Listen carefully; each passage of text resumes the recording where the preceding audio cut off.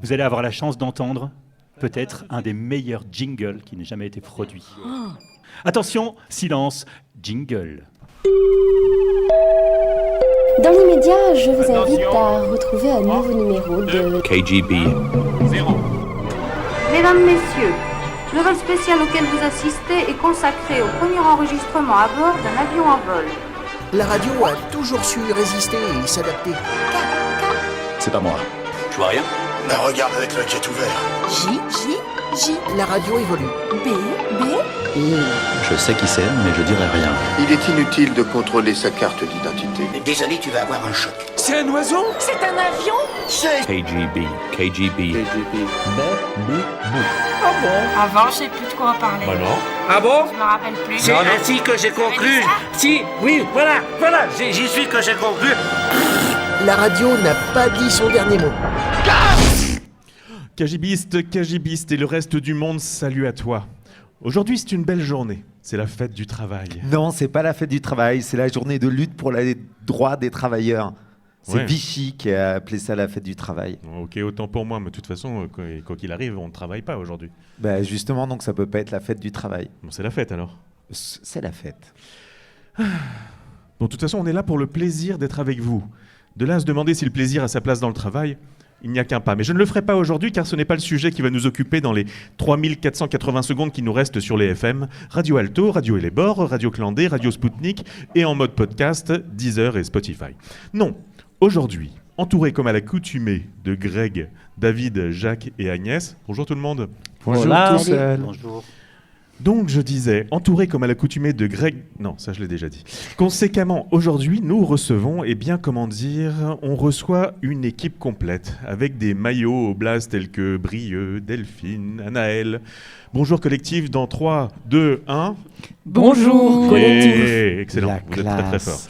Et c'est en votre compagnie que nous allons tenter de répondre à la question du jour. Faut-il transpirer pour transformer le monde ? Et ne me répondez pas « oui », ce serait un peu court. Surtout que nous avons pour mission de placer un mot secret dans nos diverses interventions et chroniques. Par exemple, dans la très chouette émission 56 où nous recevions le dessinateur de la série Black Sad, Juanjo Guarnedo, nous avions dû placer Timber, Walkman, Sigmoïde, Billevesé, Charpentier et Tricot-Bézoard, ces étranges boules de poils visqueuses de régurgitation animale. Et c'est sans aucune transition que je vais passer la parole à notre sémillant programmateur musical, Greg, qui avait la mission de nous concocter un petit questionnaire de Proust afin d'en savoir plus sur nos invités. Greg, je te passe la balle, à toi de jouer. Merci, que je prends au vol. Le questionnaire de Proust, Kezako, en fait, le questionnaire de Proust, c'est presque comme le questionnaire de Proust. Quelques questions courtes que nos invités, avec des réponses courtes, pour faire un petit peu plus ample connaissance avec vous. Et puis voilà, avant de rentrer directement dans l'interview. Donc, question courte, la tête ou les jambes ? Moi, je dirais les jambes. Moi la tête. Ok. Sport individuel ou sport collectif ? Moi, sport co. Sportco. Le beau geste ou la victoire ? Ah, le beau geste, sans hésiter. Oh, le beau geste, oui. Le beau geste également. Pelé ou Socrates ? Ah, Pelé ou Socrates ? Ah, pardon. ah. C'est des footballeurs. Moi Socrate, mais sans le S. Ouais. J'ai dit que c'était la tête tout à l'heure. Moi, Pelé, ouais. Moi, Socrates, pour le coup, et aussi parce que, en référence à Socrate, le footballeur philosophe aussi. Socrates. Du coup, philosophie, se dépasser soi ou dépasser les autres ?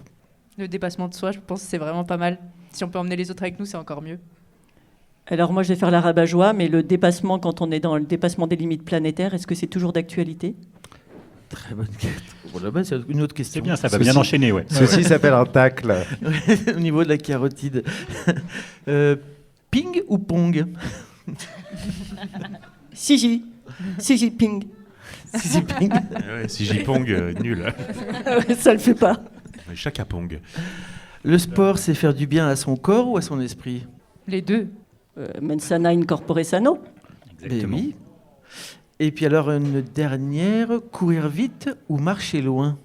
Marcher loin. Je dirais pareil. Marcher vite. Donc voilà, c'était le questionnaire de Proust. Ah si, j'en ai une petite dernière quand même. Allez, Santa Maradona ou Santa Barbara ? Santa Maradona. Elle était pour toi, Brieux, celle-là. J'avoue que je dirais pareil. Santa Barbara.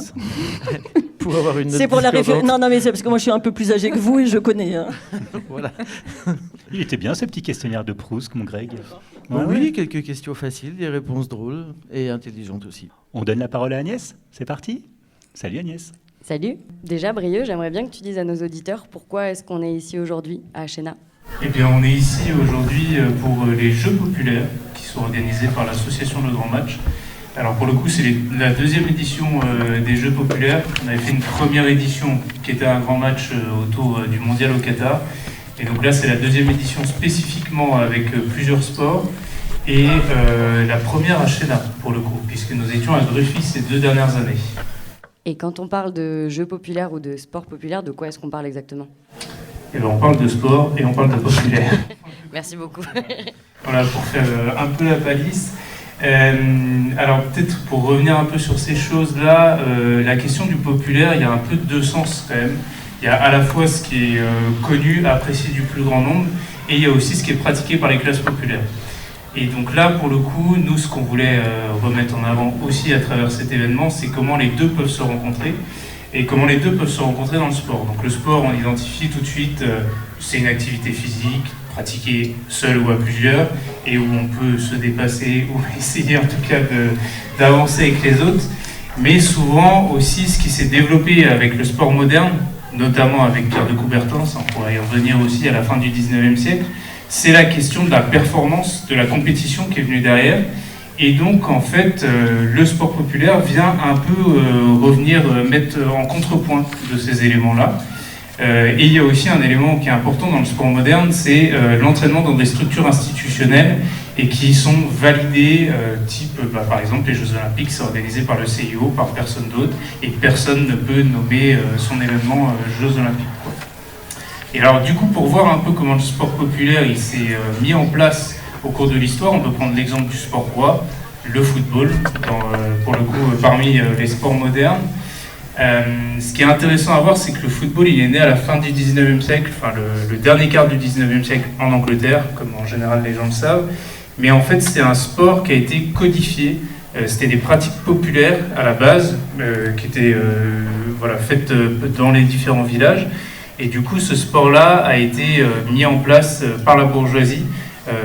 Du coup, ils ont codifié des règles, notamment en inventant les terrains à ce moment-là. Et donc, au début, c'est les élites anglaises vraiment qui dominent le fonctionnement de ce jeu-là, qui se base sur l'exploit individuel, tel qu'il existait à ce moment-là. Et en fait, petit à petit, les classes populaires ont inventé le jeu de passe, tel qu'on le connaît aujourd'hui, pour en fait travailler plus le collectif autour de ça. Et donc là, on voit comment, à partir de quelque chose qui avait pu être développé par les élites, eh bien, les classes populaires ont repris les choses en main pour développer un sport autrement, et donc un sport qui est plus populaire à partir de là, et duquel on est les héritiers aujourd'hui, pour le coup. Donc l'idée, c'est justement de venir un peu contrecarrer toutes ces compétitions et événements élitistes et rapprocher un peu plus les gens. Ouais, tout à fait, ouais. Et puis proposer un événement festif et convivial qui donne envie de jouer et qui permet aussi à des gens qui ne se sentiraient pas, pour le coup, inclus dans la pratique sportive de base, là, de pouvoir le faire. On pourrait y revenir certainement tout à l'heure, mais on adapte des règles, on propose des jeux un peu différents, une manière de jouer différente aussi, qui permet du coup aux gens qui auraient un peu peur du terrain, de pouvoir y aller vraiment, quoi, pour le coup. Et en dehors de cette journée, le grand match, quelles autres actions est-ce que vous menez? Alors pour le coup, c'est vraiment l'action phare qu'on mène. On n'a pas forcément d'action plus quotidienne, on propose d'autres événements, ni une pratique plus quotidienne autour du sport. Mais après, justement, comme là, cette émission aussi où on donne notre avis et où on apporte ce qu'on veut porter politiquement, c'est aussi tout un travail de plaidoyer qu'on essaie de développer au fur et à mesure de l'année. Et on essaie d'être de plus en plus en lien avec d'autres collectifs qui existent aussi en France et qui pratiquent un sport populaire. Bon, typiquement à cette table, on a aussi les Big Bang Ballers qui viennent de Grenoble et donc qui présenteront leur action tout à l'heure. Mais ça fait partie de cette démarche-là. On essaye au maximum justement d'être lié avec des collectifs là-dessus qui travaillent sur cette question-là du sport populaire. Est-ce que tu veux nous parler un petit peu de ces autres collectifs? Alors, Big Bang Ballers, on y reviendra plus tard, ouais. mais d'autres collectifs avec lesquels vous collaborez? Oui. Alors du coup, il y a... pour le coup, c'est aussi pas mal dans le foot que ça s'est développé initialement, mais il y a des clubs en fait qui sont gérés directement par les joueurs en fait et par du coup les gens qui participent directement dans le club. Donc ça, c'est des éléments, en tout cas des éléments du sport populaire sur lesquels on s'appuie pas mal. Typiquement, pour vous donner quelques exemples, en France, on a autour de Paris le Ménilmontant FC 1871. Il y en a aussi à Montpellier, il y en a aussi dans la région lyonnaise, voilà des clubs là-dessus qui fonctionnent. Et peut-être pour des exemples un peu plus emblématique et on va dire un peu plus important, on a aussi le FC United of Manchester, donc qui porte dans son nom le nom Manchester United, mais pas dans le même ordre. En fait, qui est un club qui a été fondé en 2005, au moment où le club de Manchester United typiquement a été racheté par la famille Glazer, et qui en fait au moment du rachat, ils ont fait des emprunts et ils sont ils ont mis les actifs du club comme garantie de ces emprunts.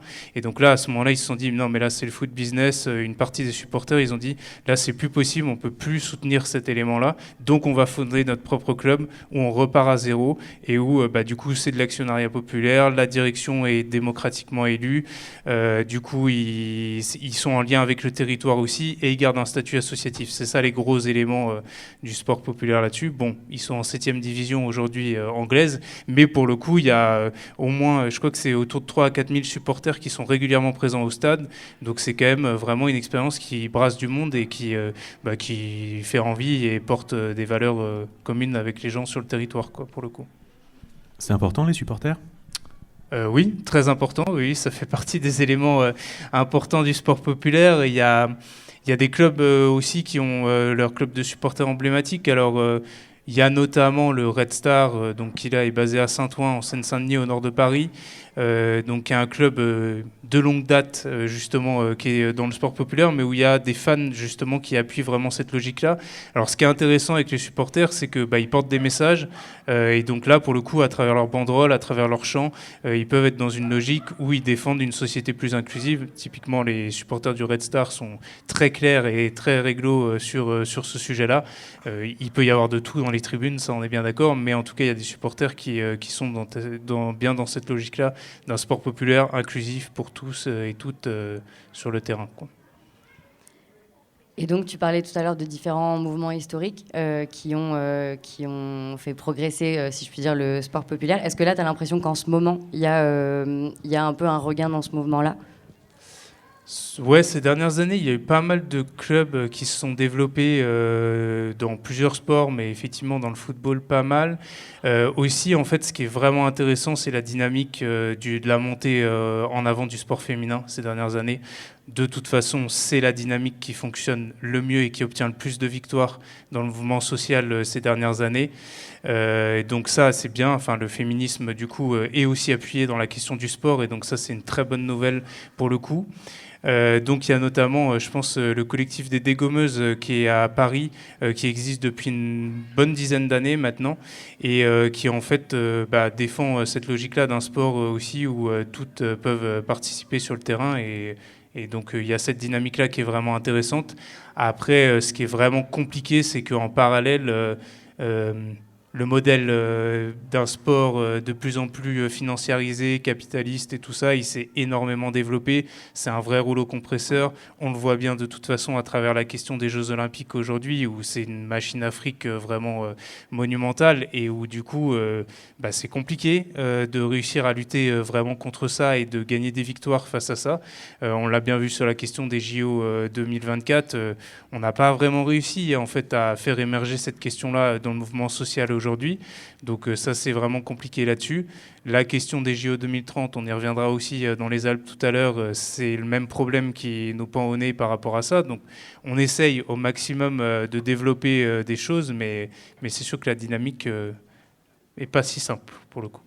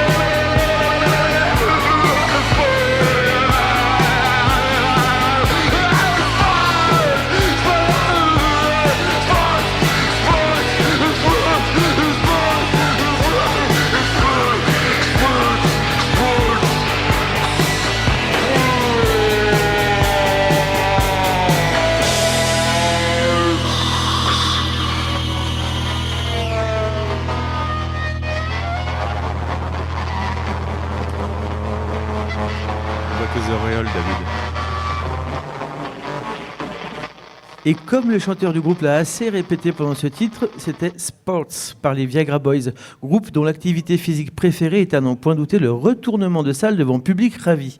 Car ces Suédois ne ménagent ni leurs efforts ni leur transpiration pour faire danser le public lors de leurs concerts. Un groupe à écouter donc, mais surtout à voir si vous en avez l'occasion. Et maintenant, nous allons écouter notre Zinedine Zidane à nous, notre chroniqueur du jeu de mots, David. 1, 2, 3, 4. Ok, bon, écoutez, ce que je propose, c'est qu'on n'a qu'à dire qu'on annule complètement cette discussion. Vous allez m'en dire des nouvelles. KGB Radio.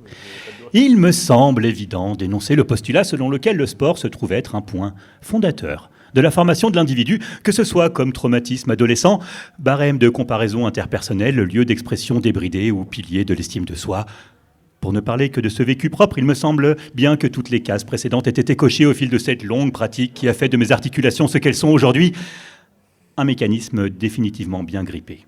Mais s'il est un point sur lequel je voulais attirer votre attention, ce n'est pas tant la pratique ni même l'enseignement de la discipline, mais plutôt l'usage télévisuel qui nous en est donné et la dérive sociale qui transparaît à travers cet acte inégal et périlleux qu'est le commentaire sportif. Alors retroussez vos chaussettes, laissez-moi ces baskets et c'est parti. Allez, une, deux. Alors on commence tout doux, brieux, on prend bien le temps de respirer. Voilà, c'est bien. Souple sur tes appuis. Ouais. Je préfère que vous vous prépariez un petit peu, alors massez-vous les oreilles parce qu'il y a des chances que sur celle-là, vous entendiez un bon paquet d'insanité. Bon, va vraiment falloir rentrer direct dans ce match, ok ? On va leur mettre une vraie branlée à ces bridés. Et méfiez-vous, il n'y a rien qui ressemble plus à un Coréen qu'à un autre Coréen. Quoi ? C'est quoi le problème là ? Qu'est-ce que j'ai dit ? Genoux, branlée, à brider. Ah non, mais tu m'as compris. Quoi ? Moi, raciste ? Non mais ça va pas la tête ? Tu sais que ma femme de ménage, elle est tunisienne ? Non, colonialiste à la rigueur, mais bon, parce que c'était le temps béni, quoi. Bon, c'est vrai que Le Pen est un peu excessif, mais il y a certains points sur lesquels je suis d'accord avec lui, hein. Quoi ? On ne peut plus rien dire, hein. Moi, je cause de sport, hein. Faut pas croire que je fais de politique, hein. Alors, je suis d'accord avec vous, ça calme un petit peu. Ce que vous venez d'entendre, c'est juste le florilège non exhaustif et à peine romancé des interventions de Thierry Roland. Du Coréen à la femme de ménage tunisienne, en passant par l'appétence non masquée pour un ancien borgne d'ordre nouveau.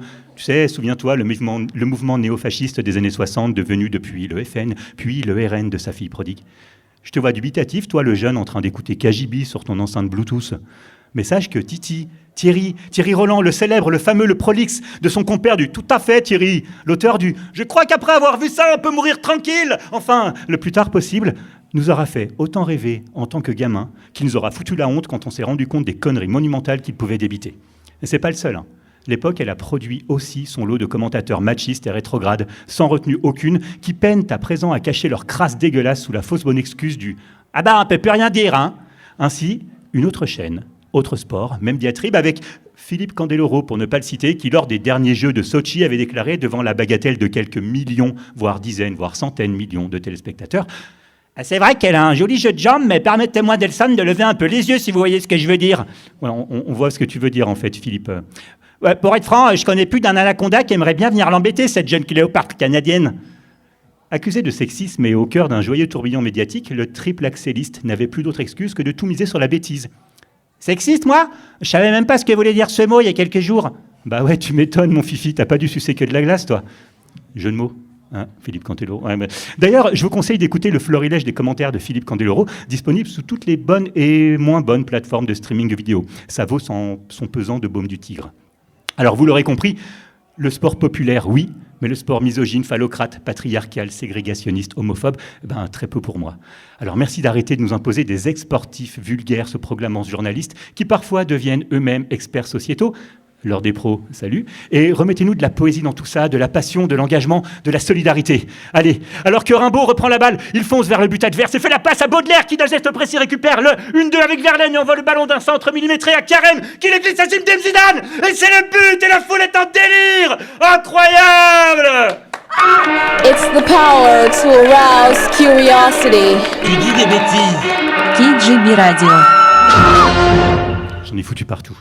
J'ai vu, quel entrain, David, merci. Delphine, on a tous des souvenirs liés au sport, toi peut-être plus que les autres.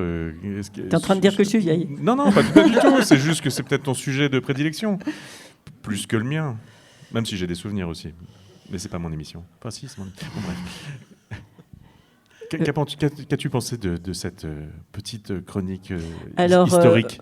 Moi, j'ai souvenir quand même d'avoir énormément ri au duo, on va dire au jeu de duettiste entre Philippe Candeloro et Nelson Montfort.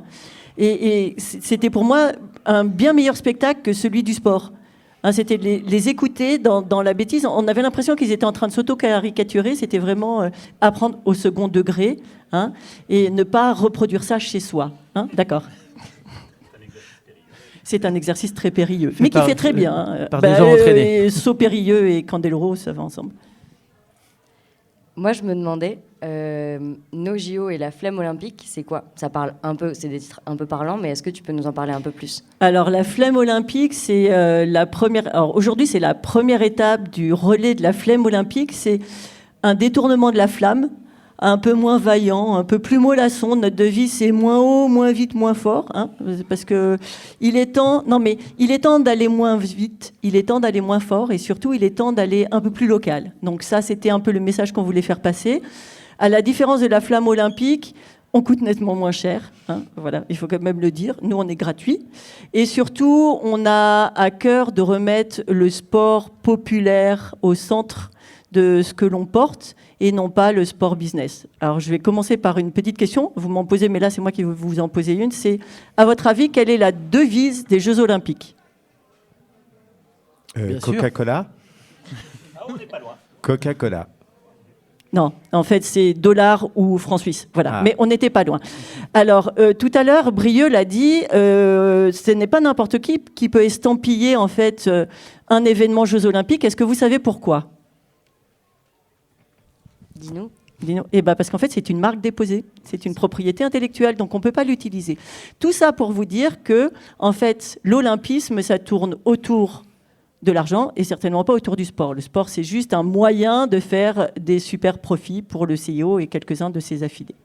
C'est pour ça qu'en fait, à l'annonce extrêmement rapide et surprise de la candidature pour les Jeux Olympiques 2030, d'abord portée par le président de la région PACA, puis ensuite, après, ils se sont agglomérés avec la région Auvergne-Rhône-Alpes. Nous avons décidé de dire, d'abord, on aimerait bien être consulté avant que cette candidature soit déposée. Il y a un engagement d'argent public qui est conséquent. Et est-ce qu'il n'est pas urgent de repenser nos modèles de société, nos modèles de fonctionnement, qui sont une gabegie en termes environnementaux, avec des impacts environnementaux qui sont énormes, d'autant plus pour des JO d'hiver, dans des écosystèmes qui sont très fragiles. Un impact socio-économique qui n'est pas à négliger non plus, puisque ça ne profite jamais aux habitants, et c'est ce qu'on est en train de voir sur les JO de Paris. Donc en fait, on a décidé de se monter en collectif pour voir comment est-ce qu'on arriverait à porter une parole pour déjà essayer de faire valoir qu'il existe d'autres modèles d'événements sportifs et aussi de dénoncer un peu l'envers du décor, si ce n'est l'enfer du décor. Et donc, il me semble qu'aujourd'hui, c'est la première étape d'une série de plusieurs événements. Oui, c'est la première étape donc, de la flemme. On va être après dans les Alpes de Haute-Provence. On va terminer aussi dans les Hautes-Alpes. Après, ça sera à d'autres de relayer. C'est un peu le principe. Nous, on arrive à porter ce qu'on arrive à porter. C'est aussi un des événements parmi tant d'autres, hein, c'est-à-dire qu'on peut aller à des salons à l'occasion de grands événements, on vient rappeler, on sensibilise le public, on fait des soirées débats, on fait des réunions publiques pour un petit peu sensibiliser les gens à tous les enjeux qu'il y a autour de quelque chose qui ne tient qu'à un récit qui est très bien porté par les porteurs de candidature et par le CIO, mais derrière ce récit, il y a des réalités qui sont toutes différentes et nous, on essaye un peu de faire ouvrir les yeux sur ces réalités-là. Et justement, est-ce que tu pourrais nous en dire un peu plus sur ces réalités, sur ce socio-économique et écologique qui est catastrophique, j'imagine? Bon, alors ça va être très simple. Au niveau écologique, quand on a pour sponsor officiel et depuis sponsor historique Coca-Cola, premier pollueur plastique du monde, je pense que c'est plié. Faire déplacer des centaines de milliers de personnes en avion, on ne peut pas appeler ça une action écologique en faveur de l'environnement, voire une action sobre. On a aussi tout ce qui est le modèle touristique et du tout-ski dans nos vallées qui est porté par de l'argent public, sous perfusion d'argent public depuis très longtemps, avec de la fabrication de neige artificielle par le biais de canons à neige qui sont très très consommateurs d'eau. Il faut savoir, un seul canon à neige qui fonctionne 10 heures par jour pendant toute la saison d'hiver, c'est autant d'eau qui est suffisant pour avoir 47 tonnes de pommes de terre. Donc la question est, avec votre raclette, vous préférez quoi? Un canon à neige ou des pommes de terre? Au niveau des retombées économiques, ça ne s'est jamais vérifié. Tout de même, il y a eu une seule édition des Jeux qui a été rentable, c'est celle de 1984 à Los Angeles. Le reste, ça n'a jamais été rentable. Et ça ne l'est jamais pour la population. Ça l'est pour le CIO, parce que le CIO s'est entouré de garanties qui lui assurent de toujours être rentable. C'est-à-dire que le CIO met une somme qui est fixe, et tout le reste, en fait, ça va être tous les dépassements, et qui sont évident les dépassements quand on doit réaliser des infrastructures dans des temps restreints, avec des inflations sur les matériaux. Forcément, en fait, il y a des dépassements de budget et ces dépassements sont toujours financés en fait, par de l'argent public. Brieux, Anaël, est-ce que vous avez un peu une réaction à tout ça ? On n'est pas surpris, pour le coup, on commence à connaître le sujet, quoi. Mais vas-y. Non, oui, c'est ce que j'allais dire. Le coût des pommes de terre, c'est assez étonnant, mais là, je pense que ça parle bien au niveau des canons à neige et de voir qu'en effet, il y a des compétitions qui se font où il y a de l'herbe tout autour et il y a à peine un peu de neige sur là où les athlètes font du ski, que ce soit ski de fond ou ski de piste, c'est questionnant, quoi. En plus, pardon. Non, mais j'allais dire d'autant plus que cet hiver, énormément de compétitions ont été annulées pour des raisons météorologiques. Oui, et on sait qu'il y a eu déjà des gros débats, et même pas que des débats, qu'il y a eu toute une ZAD, par exemple, sur le plateau de Beauregard avec la Clusade, parce qu'ils voulaient déjà faire des méga-bassines pour alimenter les canons à neige sur des écosystèmes qui sont déjà fragilisés. Oui, et il va y avoir très, très nettement, en fait, des conflits d'usage d'eau. Et on est quand même aussi sur savoir qu'est-ce qu'on doit financer. En fait, les ressources, qu'elles soient financières ou qu'elles soient des ressources, on va dire, naturelles, elles doivent être orientées vers quoi ? C'est-à-dire, est-ce que ça doit être orienté vers des grands événements ou est-ce que ça doit être orienté vers quelque chose qui nous nourrit ? Parce que là, on va devoir quand même faire des arbitrages. Est-ce que ça doit être pour de l'agriculture ? Est-ce que ça doit être pour des canons à neige pour produire de la neige pour très peu de personnes ? In fine, c'est 7 à 8% de la population qui va au ski.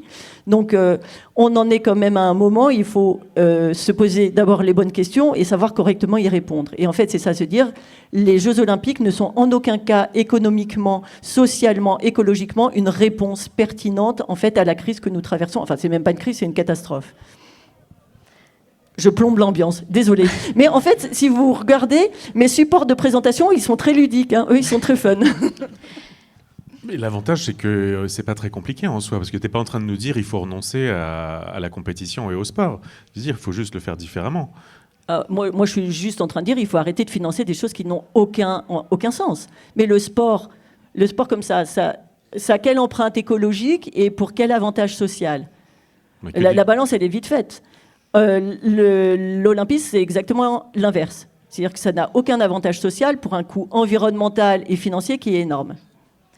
Et puis, il y a l'impact sur les paysages. Je veux dire, on est dans la région des JO d'Albertville. On voit encore, et puis Grenoble, c'est pas mieux, on voit encore des infrastructures qui sont toujours là, qui servent soit plus à rien, soit à pas grand-chose. Et là, je vais un peu te contredire, mais c'est de l'humour. C'est que ce sont des éléphants blancs et on est peut-être content finalement d'avoir des éléphants parce qu'ils sont en train de disparaître pour leur ivoire. Par rapport à cette candidature donc, pour 2030, pour les auditeurs et le public qui seraient d'accord avec nous, est-ce qu'il y a une pétition qui peut être signée ? Comment on peut s'opposer à ça ? Alors, tout à fait. Il y a une pétition qui circule sur le site no-jo.fr. Mais cette pétition, on se rend bien compte qu'on aura beau faire tout ce qu'on veut, une pétition, des manifestations, à partir du moment où les porteurs de candidature ont décidé de ne pas consulter la population et de ne surtout pas vouloir entrer en dialogue et discuter avec elle, il n'y a pas beaucoup de solutions. Donc, on a différents axes, nous, c'est-à-dire la sensibilisation auprès du public, pour au moins que les gens soient informés de savoir où va aller leurs impôts et l'argent public.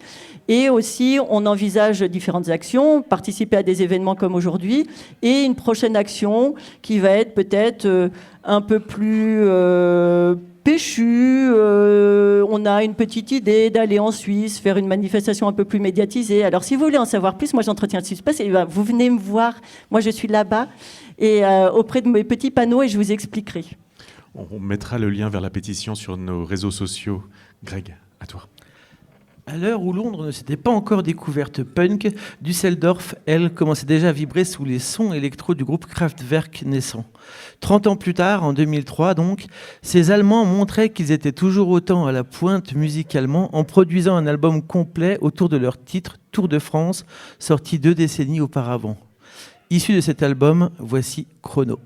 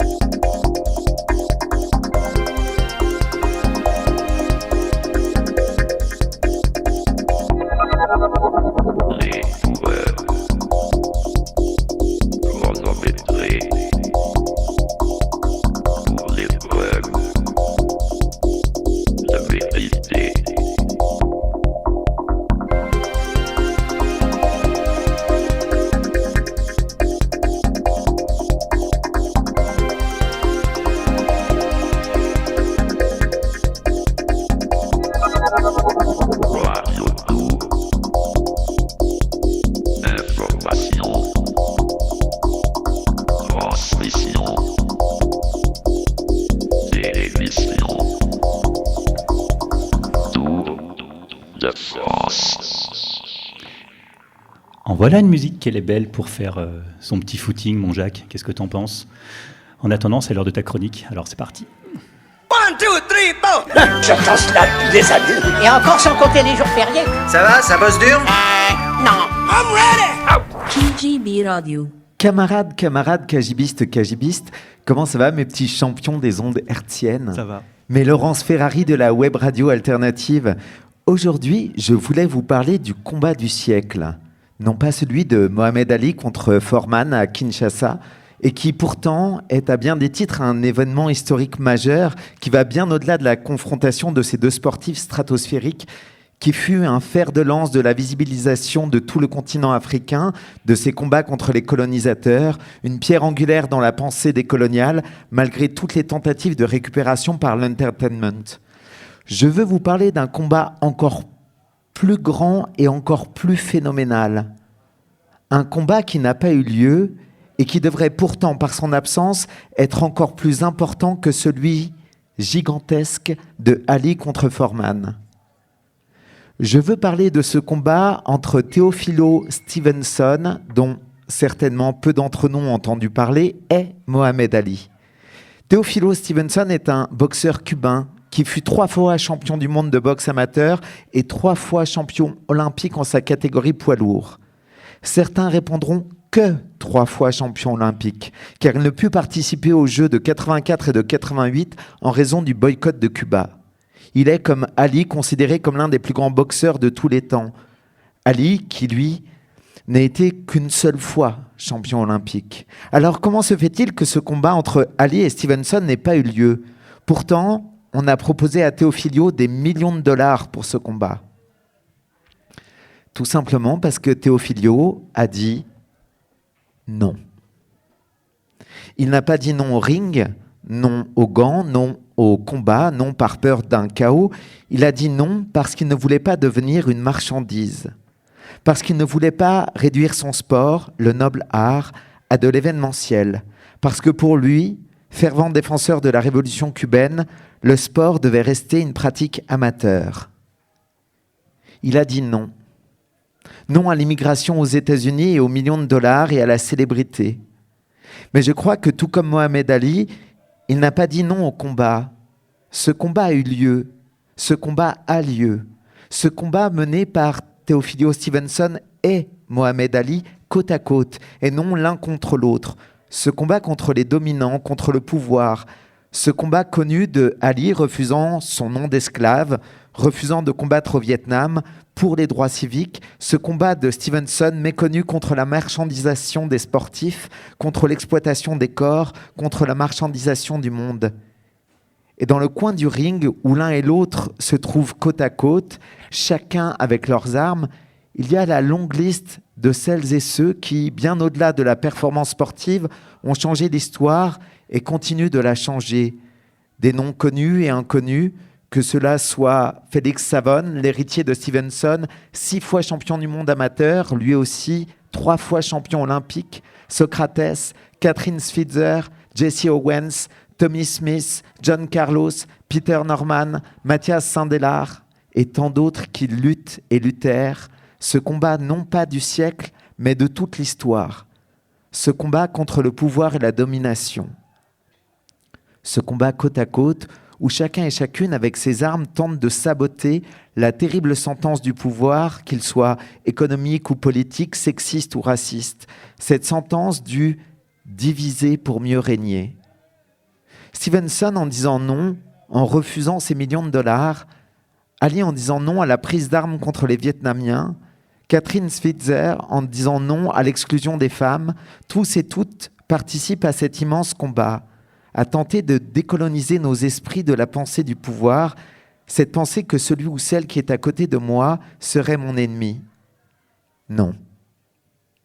Depuis combien de temps n'avons-nous pas dit non à cette injonction du pouvoir à percevoir l'autre, le si proche, comme un ennemi, un adversaire à combattre? Non. Sans doute le plus beau mot du monde. Cette absence de confrontation entre Stevenson et Ali est un combat, et le combat que nous nous devons de poursuivre, afin que cessent les batailles entre les peuples, que les armes soient posées ou retournées contre les dominants, afin qu'ici, là-bas, au Proche-Orient, en Ukraine, au Yémen, partout, nous cessions de lutter contre, mais que nous luttions avec. C'est maintenant. Vous êtes définitivement sur KGB. Oh mon Dieu! Oups. Ah ben bravo, hein? Très pas. Alors, et maintenant, pendant que Jacques retrouve sa voix, enfin tente, est-ce qu'on pourrait faire comme Teofilio Stevenson et dire non tous ensemble? Allez, 3, 2, 1. Non! Ah, c'est beau. Merci. Anaël? Tu l'as à vous. Annelle, moi j'aimerais bien que tu nous expliques ce que c'est les Big Bang Ballers. Ouais, carrément. Alors, les Big Bang Ballers, en fait, c'est une association qui est basée à Grenoble, qui date maintenant de 2010. Et l'idée, c'est vraiment d'utiliser le sport en fait comme un vecteur d'éducation et d'inclusion. Donc nous, ce qu'on fait en fait, c'est qu'on va à la rencontre de certains publics qui se considèrent comme éloignés du sport, et on les invite à venir nous rejoindre aussi.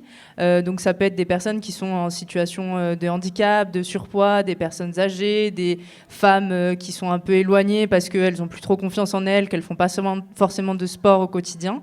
Et l'idée, voilà, c'est de créer une communauté en fait avec toutes ces personnes-là qui sont éloignées du sport et leur proposer des sas de pratique, que ce soit en mixité ou pas. Donc si c'est pour des femmes, par exemple, seulement avec des femmes, ou alors d'utiliser justement le sport en fait comme un vecteur de rencontre pour faire en sorte que les gens qui se rencontreraient en fait jamais dans la vie de tous les jours parce que ils n'ont pas forcément un travail, ça peut être des personnes exilées, ça peut être des personnes qui sont pas forcément très insérées dans la société, qu'ils aient un endroit où en fait ils peuvent se rencontrer autrement, parce que des gens des fois ne se rencontrent plus, ne se parlent plus, des fois ne parlent pas forcément la même langue, et du coup l'idée c'est vraiment d'utiliser le sport qui est à la base quelque chose d'assez simple et ludique pour se rencontrer et créer du lien au global.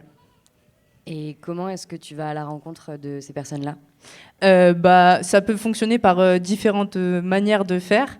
À la fois, nous, on travaille sur Grenoble sur différents partenaires qui, du coup, eux, sont déjà au contact de ces publics-là. Donc, on a des partenaires qui, eux, sont au contact de personnes sans abri, exilées, des personnes en situation de migration, des associations qui font du sport adapté, du coup, pour des personnes en situation de handicap, par exemple.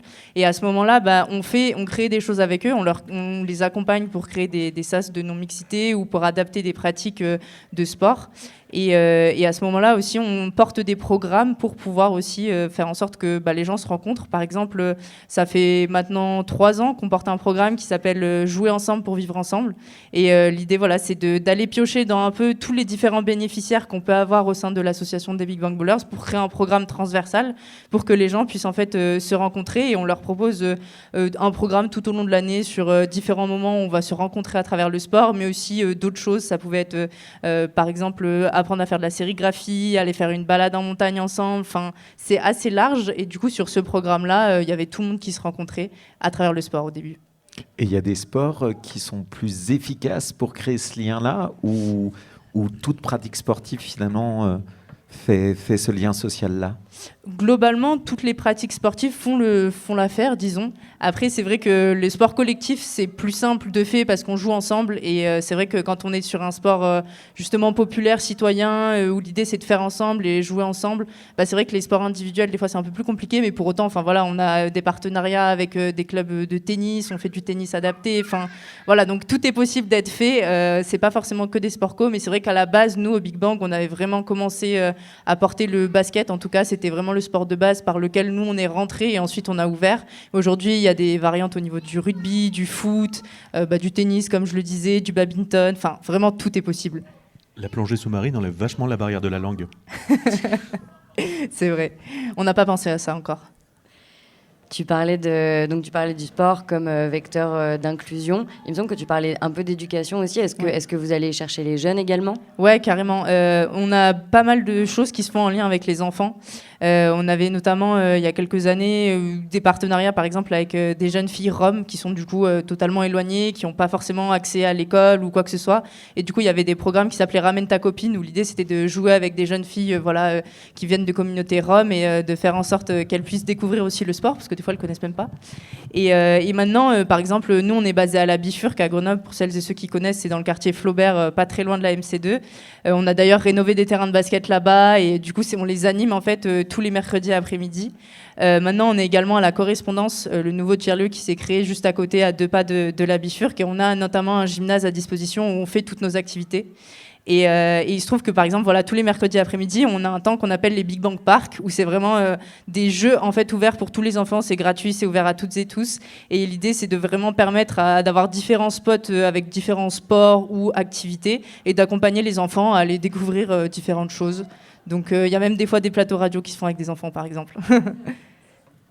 Trop bien. Et vous avez beaucoup d'adhérents, il y a beaucoup de monde qui vient sur ces événements-là ?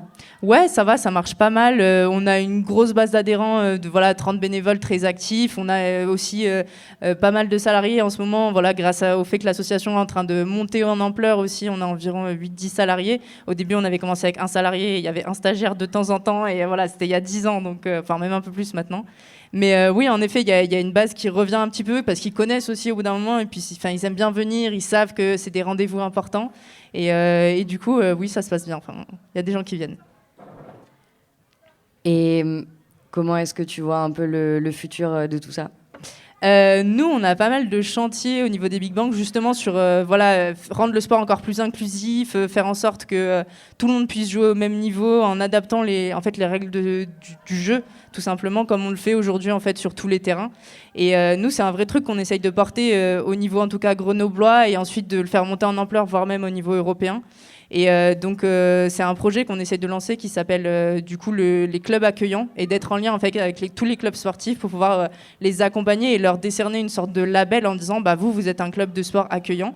Et l'idée c'est de pouvoir former en fait les dirigeantes et coachs qui accompagnent les gens au sein des associations sportives, parce que généralement c'est des associations, donc c'est des fois des gens bénévoles, pas forcément formés, à pouvoir accueillir des gens à faire du sport qui n'ont pas forcément l'habitude d'arriver dans le monde sportif. Donc ça peut être voilà, des jeunes qui n'ont pas forcément les papiers, des enfants par exemple qui sont trans, par exemple les vestiaires, comment on fait, ce genre de choses. Donc voilà, réussir à faire en sorte de pouvoir accueillir ces personnes-là qui ne sont pas forcément très à l'aise dans le monde du sport, parce que ça va poser des questions sur les pratiques, mixité, non-mixité par exemple. Et donc du coup, voilà, il y a notamment ce grand chantier qu'on est en train d'essayer de mener à terme à Grenoble, et après on aimerait que ça se développe, et du coup de faire monter ce truc de faire des pratiques de sport avec des règles adaptées qu'on appelle du coup des Inclusive Games, et on va avoir un gros événement là par exemple courant de l'été où on va essayer de mettre en place toutes ces pratiques de sport et de les faire tester en fait aux gens pour qu'ils se rendent compte qu'est-ce que ça permet. Typiquement le basket 1-2-3 qu'on fait aujourd'hui, les règles de volley différentes, c'est ça, c'est adapter les règles pour que tout le monde puisse jouer à son niveau et que tout le monde prenne du plaisir dans la pratique sportive. Tu peux nous donner des exemples concrets de ces règles qui s'adaptent au niveau des joueurs pour que... bien sûr. Oui. Bah, typiquement, là, ce qu'on fait aujourd'hui à l'événement des Jeux populaires pour le basket, par exemple. Donc, on réadapte les règles en fonction des niveaux des joueurs-joueuses. Donc, l'idée, c'est que chacune sait plus ou moins comment il se situe, à quel point il sait ou pas jouer au basket. Donc, on réexplique les règles de manière globale. Donc, par exemple, au basket, quand on dribble une fois et qu'on s'arrête, on ne peut pas redribbler après. Tu as le droit de faire que 2 pas une fois que tu t'es arrêté, ou après tu passes et tu shootes. Et du coup, là, on va déterminer, chacun s'auto-détermine en disant, par exemple, moi, je considère que je sais plutôt bien jouer, du coup, je vais dire que je suis un numéro 3 et je respecte seulement toutes les règles du basket très strictement. Si je sais pas trop jouer, ok, on va dire que je suis un numéro 2 et le numéro 2, il a le droit de faire un petit peu démarcher, donc faire plus de 2 pas, ou des fois se tromper et redribbler plus qu'une fois qu'il s'est arrêté. Donc voilà, il y a quelques marges de manœuvre possibles. Et celui qui est numéro 1 ou celle qui est numéro 1, qui se considère du coup débutante, l'idée c'est qu'il a le droit de marcher autant qu'il veut et de dribbler autant qu'il veut, genre c'est illimité quoi. Et du coup, on va autodéterminer ces niveaux-là et après on va jouer tous ensemble en faisant les règles du basket un peu classiques. Et en fait, ça va être carrément un truc aussi où on ne peut pas défendre sur des gens qui ont des numéros inférieurs à nous. Donc un numéro 3 qui est du coup plutôt très fort et très à l'aise en basket ne peut pas défendre sur un numéro 1 qui, lui, n'a pas forcément l'habitude de jouer au basket. Et du coup, à ce moment-là, ça va créer des décalages mais intéressants où en fait, les gens qui plutôt à la base ne savent pas forcément jouer, vont pouvoir être un atout pour l'équipe. C'est-à-dire que le numéro 1, on va lui faire beaucoup plus la passe parce que lui, il va pouvoir un peu courir partout avec la balle et aller marquer plus facilement que toi parce que tu te fais défendre par quelqu'un qui sait très très bien jouer au basket, par exemple. Voilà. Super explication, merci. Brieux, Delphine, est-ce que vous voulez réagir un petit peu sur le sport comme vecteur d'inclusion moi, je trouve que c'est vraiment génial. Enfin, c'est vraiment ce qu'on devrait avoir à l'esprit au niveau du faire ensemble. C'est dans le cadre de mon travail, où je travaille beaucoup sur des projets humanitaires, je ne cesse de plaider pour dire il faut qu'on transforme les vulnérabilités justement en atouts, et c'est ce que vous faites. Exactement, oui. L'idée, c'est de créer génial. Quoi. De créer, c'est ça, avec les différences en fait, et de faire en sorte qu'il y ait une vraie inclusivité qui se fasse, et pas une mixité où en fait les gens ne sont pas forcément inclus, ou alors tu vas faire la passe à la personne qui ne sait pas trop jouer, histoire qu'elle tire une fois et qu'elle ait fait genre ah j'ai joué, c'était super. C'est pas ça en fait. Donc c'est moins vite, moins haut, moins fort, mais plus ensemble quoi. Absolument. C'est ça. Brieux, est-ce qu'il y a une dernière chose que tu aimerais dire ? Oui, pour le coup, ce qu'on essaie aussi de développer à travers ça, donc là, on fait la fête, on est content aussi, c'est ça qu'on donne en plus aussi à voir sur un événement comme ça. Mais l'idée, on en parlait tout à l'heure sur là où on est dans le sport populaire aujourd'hui, ce qu'il faut, c'est quand même aussi réussir à développer une force. Si on veut se donner un peu d'optimisme par rapport à ce qu'on se disait tout à l'heure, c'est vrai que là, on s'affronte à des logiques qui sont énormes et gigantesques et qui nous paraissent insurmontables. Mais plus on arrive à être, populaire à travers le sport populaire et justement à vouloir porter cette dynamique-là, et plus on sera fort pour le le coup sur cette logique-là. Et donc c'est pour ça qu'il y a plusieurs événements qui continuent dans cette logique-là. Et typiquement à Albertville, donc pas très loin d'ici, le 18 mai prochain à 14h, on aura un événement du type de celui qu'on connaît aujourd'hui, c'est-à-dire des jeux populaires, et avec aussi une réflexion sur les JO et leur monde. Donc on invite les gens à y participer activement, et puis aussi à nous rejoindre, à continuer à faire vivre ce sport populaire, à essayer d'avancer dans cette dynamique-là, quoi.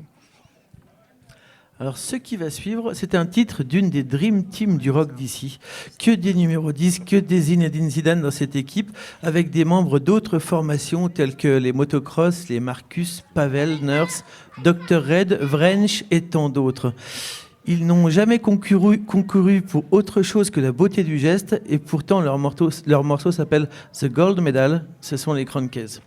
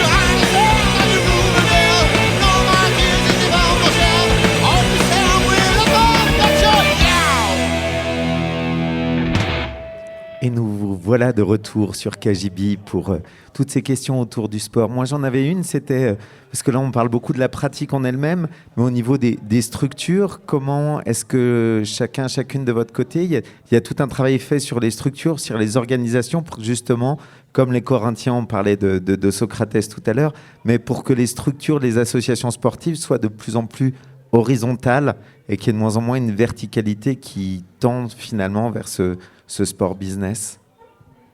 Moi, j'en parlais tout à l'heure. On essaye de mettre en place du coup le projet des clubs accueillants. Donc du coup, c'est d'aller directement en lien avec les clubs pour essayer de former en fait en interne les bénévoles, les coachs, présidentes d'associations qui eux ont entre guillemets le pouvoir au sein de ces endroits-là pour ensuite le disséminer parmi les pratiquantes. Et également, nous, on est pas mal en lien avec des organismes de formation. Et du coup, on forme des jeunes sur des BPGEPS sur l'animation et le sport, l'APA, donc c'est le sport physique adapté.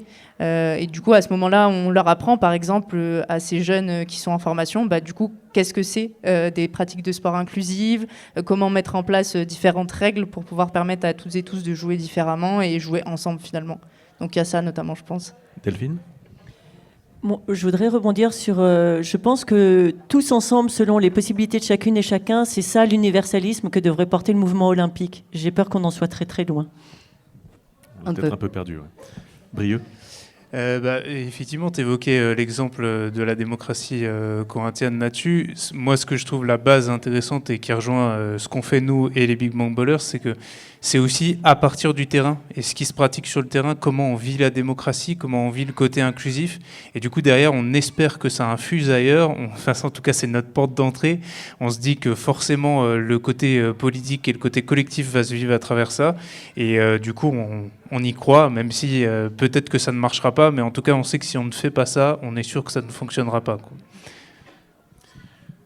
On a fait qu'effleurer le sujet, j'ai l'impression on pourrait en parler des heures. Mais si j'avais un sifflet, je soufflerais dedans très très fort et je marquerais la fin du match. Je ne sais pas si on a fait le tour ou si on va faire des prolongations post-génériques, mais pour la FM, c'est terminé. Le chrono est sans pitié. Alors on va à nouveau féliciter nos athlètes du jour et merci infiniment pour vos initiatives. C'est toujours un plaisir de constater que des gens s'associent encore pour envisager le monde un peu différemment. Merci à l'équipe KGB constamment dans les starting blocks. Merci aux rêveurs à l'ambition folle, toujours anonymes, mais pour combien de temps encore, Gus, Quentin, Johan et les autres. Merci aux grands du sport qui nous ont inspiré, les Zinedine Zidane, les Aimé Jacquet, j'ai fait une liaison qui était marrante, les autres Tony Parker. Et en parlant de Tipeee, surtout, n'hésitez pas à visiter le nôtre pour y jeter 1 euro symbolique, qui ira s'ajouter aux autres euros symboliques, qui nous permettront d'investir dans de nouveaux casques totalement concrets et pas du tout symboliques. Merci d'avance pour ça. Auditeuristes du KGB du monde entier, j'espère que vous avez passé un bon moment en notre compagnie, que ça vous aura donné envie de continuer. Tous les renseignements sont sur notre page Facebook et notre Instagram. C'est également là que vous retrouverez les infos concernant notre prochaine émission avec les mots secrets et tout le tralala. D'ici là, portez-vous bien et à vos marques, prêts, partez. C'est parti. Alors pour faire de la radio, on utilise des ondes électromagnétiques. Donc effectivement, la FM est terminée, mais on vous propose de poursuivre la discussion si vous voulez, et puis de faire participer le public. Désormais, à cette occasion, si vous avez des questions à nous poser aux différents invités qui étaient là, ou si vous avez des témoignages à apporter, c'est tout à fait possible maintenant. On est disponible encore quelques minutes, là, on a encore quelques temps, donc voilà. Moi j'ai une question pour commencer. Très bien, j'ai pas eu le temps de poser avant. Le sport, c'est pour soi ou pour les autres ? Vous avez 4 heures. Vous avez 4 heures. Je ramasse les copies. Non, mais je reviens sur la question que j'ai posée tout à l'heure par rapport aux supporters. Du coup, est-ce qu'on fait le sport pour les supporters ? Est-ce que l'on le fait pour soi d'abord ? Comment ça se passe ? Dans quel état d'esprit on aborde le truc ? Moi, je pense qu'il y a différentes manières d'aborder la chose. En effet, il y a le sport santé. Enfin, si on pense à ça, en effet, c'est plutôt pour soi. On fait du sport, on fait au moins 30 minutes d'activité physique par jour pour prendre soin de soi, de son corps, etc. Ouais, tu peux faire du sport pour Instagram, quoi. Ça, c'est autre chose. Et du coup, c'est plutôt pour les autres dans ce cas-là. C'est se montrer en faisant du sport. Et là, c'est plutôt un truc élitiste de je montre que je suis en bonne santé, je le montre aux autres et j'impose un peu ma bonne forme aux autres. Je suis un modèle. Ouais, voilà. Moi, je voudrais peut-être qu'on sorte un petit peu de notre vision occidentale du sport. Ça me fait penser qu'il y a certainement beaucoup de gens, je pense à des Éthiopiens, je pense à des Kenyans qui font du sport pour nourrir leur famille et nourrir leur village. Donc en fait, ils le font pour les autres, mais pas de la manière dont on l'imagine. Et je suis désolée parce que j'ai l'impression toujours de plomber l'ambiance. Ouais, merci pour ça. Non, c'est vraiment sympa. Ça s'appelle le retour de la réalité, c'est pas mal aussi. C'est le principe de réalité. Hein. Comme disait l'autre, la réalité, c'est quand on se cogne et que ça fait mal. Donc, Mais après, je pense qu'il y a... Enfin, moi, ce qui m'intéresse à travers la question du sport, c'est qu'il y a la question du corps, et la question du corps dans nos luttes, la question du corps dans ce qu'on veut porter politiquement, et c'est souvent quelque chose qu'on oublie. On est souvent... typiquement, ça rejoignait ton histoire tout à l'heure de corps et esprit sur ton questionnaire de Proust, ou je ne sais plus exactement... De Proust, oui. Oui, c'est ça. Et donc, pour le coup, c'est vraiment, je trouve, quelque chose sur lequel on se dit, ah bah oui, non, faut qu'on pense des choses, machin et tout, et c'est pas possible d'y relier les corps. Alors qu'en fait, la lutte, c'est aussi comment on met nos corps dans la place, comment on les met potentiellement en opposition, comment on les affirme. Et du coup, c'est là où je trouve que la question du sport, elle est vraiment pertinente et intéressante pour développer des choses là-dessus. Et puis après, c'est pareil, je sais que dans nos milieux... alors certainement de gauche, mais aussi les milieux militants plus largement, la question de l'individu, puisqu'on y est revenu tout à l'heure, a aussi mauvaise presse. Et par rapport à la question que tu poses sur pour soi ou pour les autres, Mais moi, je pense en fait, c'est quand même vraiment intéressant quand on voit un corps et quand on sent son corps personnellement gagner en force, gagner du coup aussi en puissance et du coup de se connaître, de pouvoir se dire bah ouais, on peut porter les choses, on peut être une force ensemble, mais aussi pour soi, c'est valorisant. Et je veux dire, enfin. La question dont on parlait tout à l'heure du féminisme, c'est aussi ça. C'est aussi comment des femmes, en fait, ont dit bah, voilà, mon corps est important, voilà comment j'ai envie de l'affirmer, voilà comment j'ai envie de vivre. Et du coup, bah, c'était super que ça passe par des individus et que des personnes comme ça l'affirment, quoi. Donc, je sais que des fois, on a souvent tendance voilà, à dire bah non, c'est le collectif contre l'individu, mais ça peut clairement être une articulation super entre les individus, comment ils arrivent à se fédérer et à construire des choses en collectif, quoi. Puis on n'oubliera pas qu'on n'est que soi que par rapport aux autres. Moi, je veux dire, le concept de soi, ce n'est que par rapport aux autres. Donc, moi, j'ai dit que j'étais team Socrate. Hein. Là, on est team Sartre un petit peu quand même. Je suis d'accord que c'est pas mutuellement exclusif. On peut faire du sport et pour soi et pour les autres. Et est-ce que dans le public, on a des questions ? T'en as déjà un peu parlé, mais quels moyens d'action il y a contre les JO 2030 ? Il faut venir me voir à mon stand, je vous expliquerai tout. Mais il y en a, il y a des espoirs. Oh bah vas-y, c'est le moment, parce que là, les gens vont écouter l'émission demain, ils pourront pas venir, ce sera trop tard. Oui, alors là, on est off émission. Bon, alors on a un petit projet d'aller, puisqu'on n'arrive pas à faire entendre notre voix, puisqu'on n'a pas été consulté, et qu'il y a des pays où en fait les populations sont consultées, notamment un pays qui est tout à côté, la Suisse. On compte un peu sur l'effet de surprise de médiatisation une fois qu'on sera là-bas, notamment par le biais de médias suisses, pour attirer un peu l'attention sur le fait qu'on est censé être dans une démocratie et que quand on ne consulte pas la population dans une démocratie, qu'est-ce que ça peut raconter d'elle ? Eh oui. Mais après, juste pour répondre aussi un peu là-dessus, je pense que ce qui s'est passé ou ce qui ne s'est pas passé vis-à-vis des JO de Paris 2024 et ce qu'on a raté en tant que mouvement social, en tant que mouvement militant là-dessus, va vraiment falloir qu'on se pose sérieusement le bilan, en fait, parce que je veux dire, le sujet n'est jamais venu sur la table, sérieusement. Il est venu, mais que de manière à chaque fois sporadique et puis sur des trucs très précis. Et pour le coup, on n'a pas vraiment réussi à fédérer les forces du sport populaire ou même en tout cas des gens qui voulaient vraiment s'opposer à ça. Et donc, réussir à créer cette force et réussir à l'imposer comme un sujet important du mouvement social, c'est pas évident aujourd'hui. Et n'empêche que sans ça, je pense pas que ce sera possible de toute façon de réussir à créer un mouvement qui nous permette de faire décoller ça, quoi. Donc, parce que quand bien même à la limite on pourrait empêcher, en fait c'est toujours le même problème, c'est que on dit pas les JO ni ici ni ailleurs, mais souvent on arrive à les empêcher ici et peut-être pas ailleurs, et du coup c'est quand même un problème parce qu'en fait à la fin il faut qu'on arrive à convaincre les gens que bah ouais en fait c'est ni ici ni ailleurs, mais parce qu'en fait on veut faire autre chose autrement qui est tout autant populaire, qui est tout autant, enfin qui donne autant envie, mais il faut qu'on arrive à être plus séduisant entre guillemets, ou en tout cas qu'on arrive à mieux fédérer les gens autour de nous là-dessus, et donc c'est vrai que là on n'y est pas encore complètement, et du coup, il va falloir qu'il y ait des choses qui changent si on veut que vraiment JO 2030, ça saute aussi pour ça, quoi.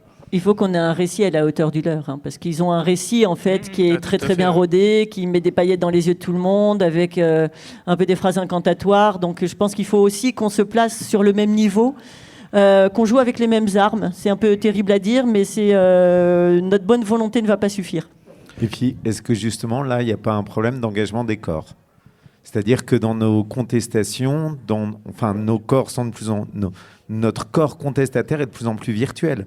On est de plus en plus en train de contester via les réseaux sociaux, via des choses qui sont virtuelles, et nos corps sont de moins en moins engagés dans des formes de lutte, alors qu'au final, sur les JO de Paris, le Grand Paris, etc., il y a des dizaines et des dizaines de morts pour préparer les sites, comme il y en a eu sur encore plus pour la Coupe du Monde. Enfin, cette question du corps, qui pourtant devrait être au centre du sport, n'y est plus dans la contestation.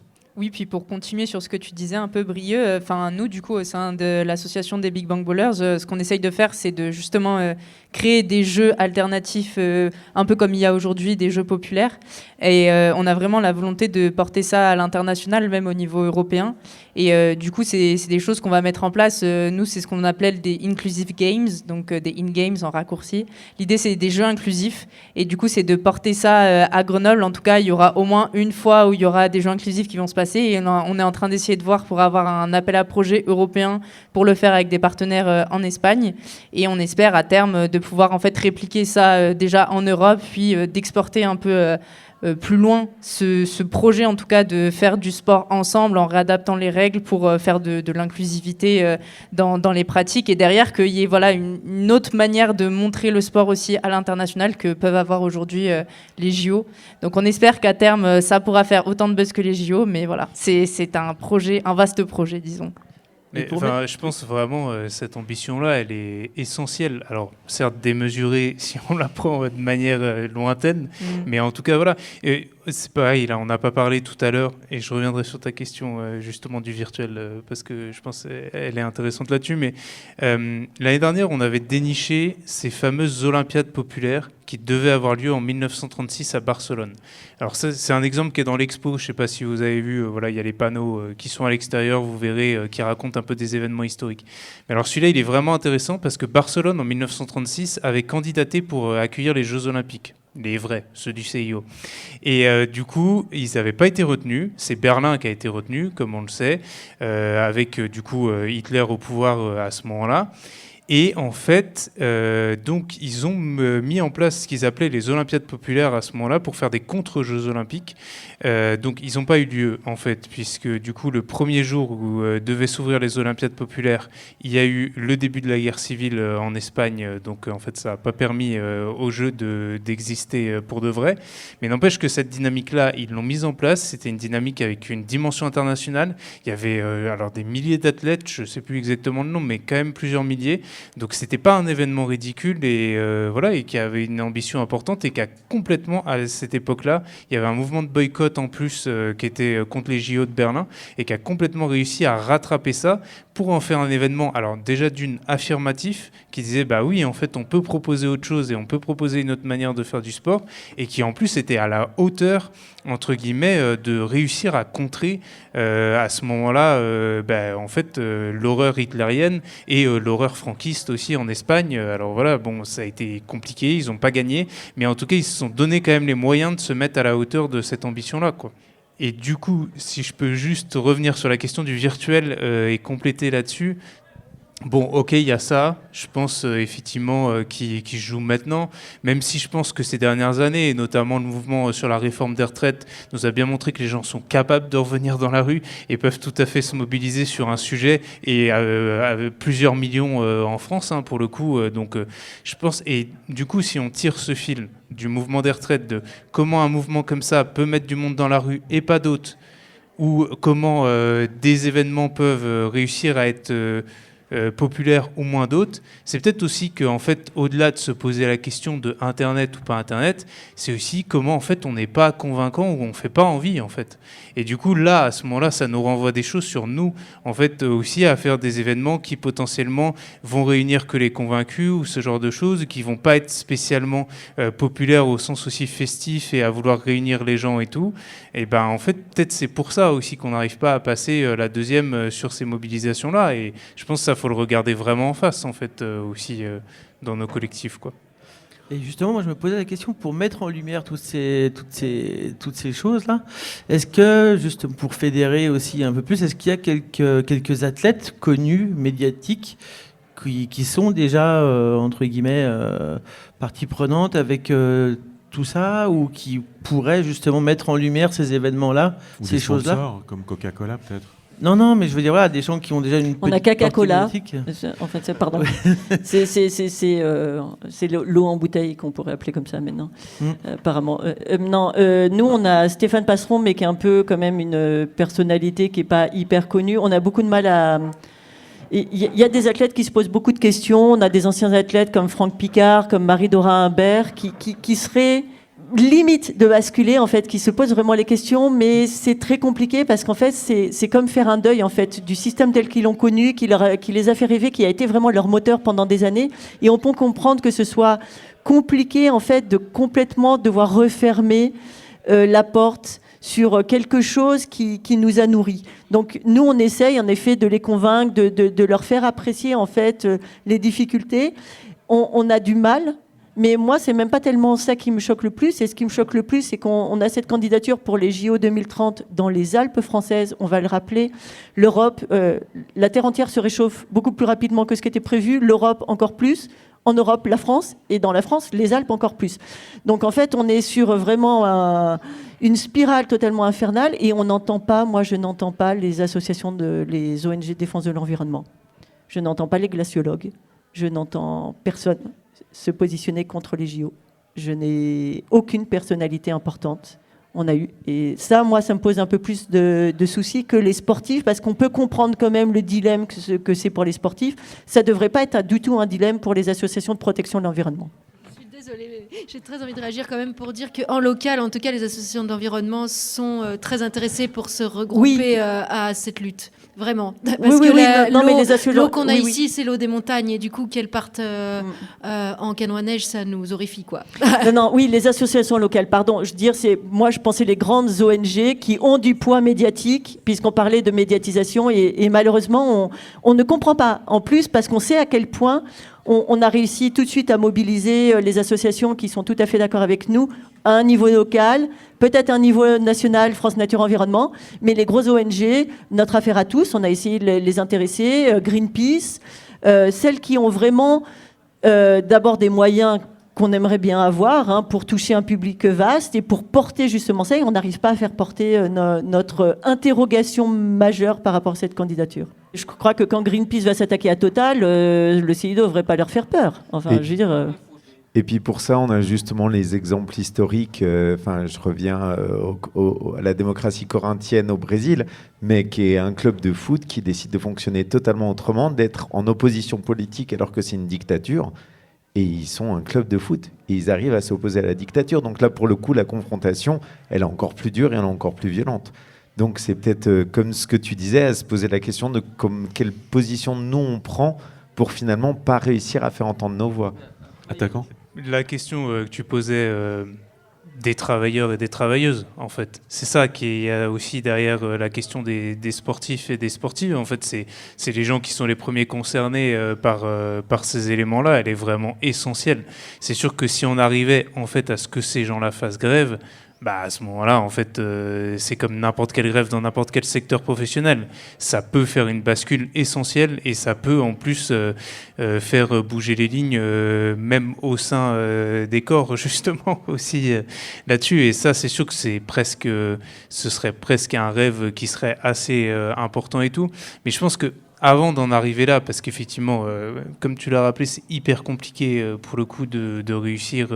En plus, c'est des gens qui s'investissent vraiment au quotidien. C'est quand même...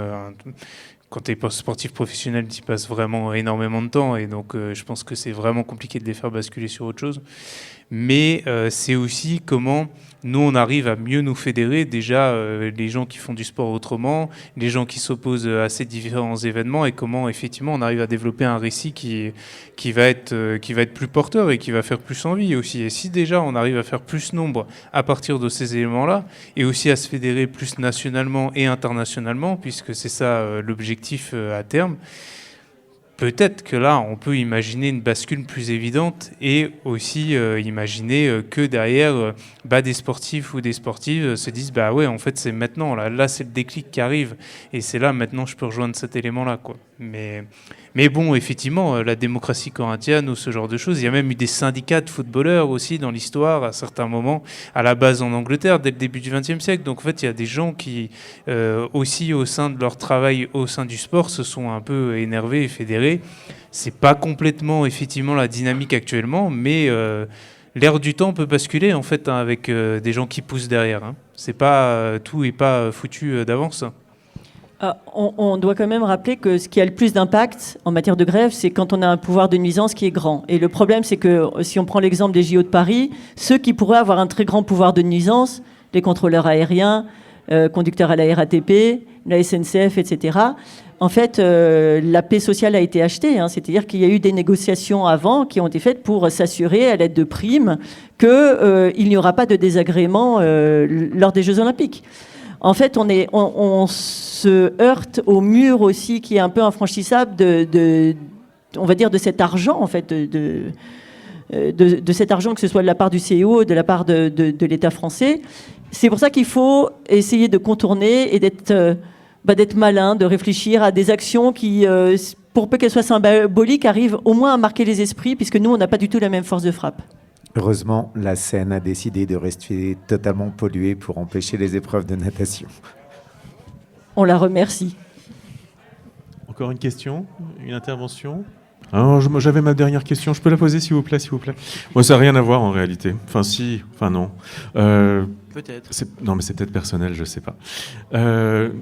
Moi, j'ai l'impression qu'il y a des événements sportifs qui ont été médiatisés, qui sont devenus des classiques, comme des films. Il y a des mauvais films, il y a des mauvais matchs, il y a des mauvaises rencontres sportives. Et il y a des très bons films qui sont des très bons matchs, qui sont de très belles manifestations sportives qui sont restées dans l'histoire. Est-ce qu'il y en a une qui vous a marqué ? Comme on parlait tout à l'heure du match de boxe Foreman-Ali. Alors moi, j'ai une petite anecdote. C'est pas forcément quelque chose qui m'a marqué, mais c'est... il faut le dire, moi j'adore le sport, j'ai regardé tous les JO à la télé, hein, c'est la vérité. Et quand j'étais jeune, je regardais le biathlon déjà, et je regardais un athlète qui était hors norme, qui s'appelait Ole Einar Bjørndalen.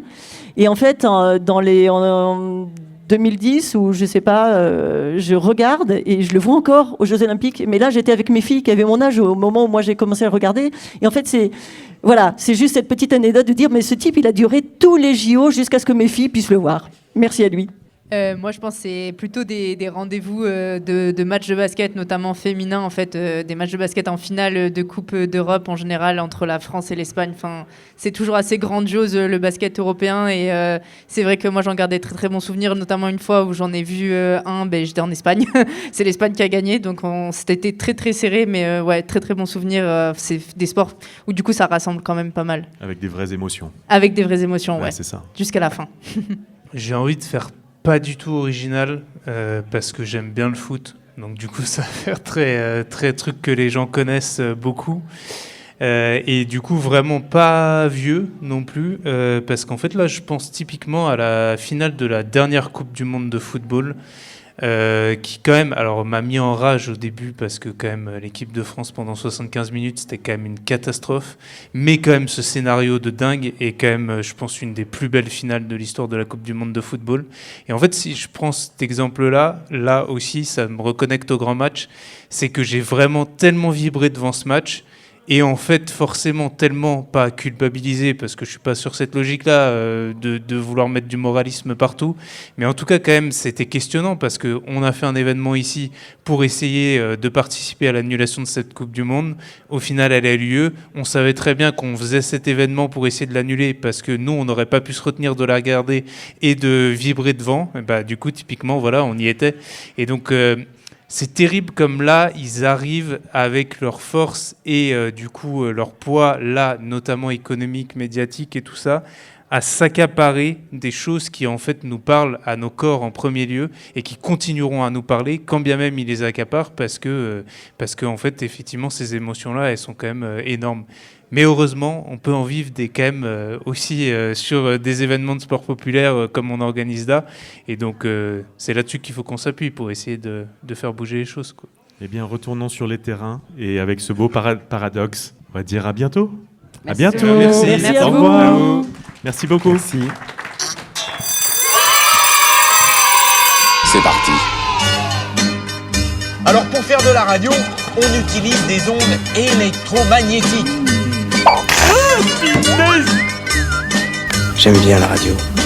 Mais tout de suite, je laisse la parole à Didier pour une petite précision. Allez tout le monde, tout va bien, vous pouvez sortir. Reprenons la fiesta. Qu'est-ce que tu proposes? Je vais mettre la radio. KGB Radio. KGB Radio. KGB Radio. KGB Radio. KGB Radio. KGB Radio.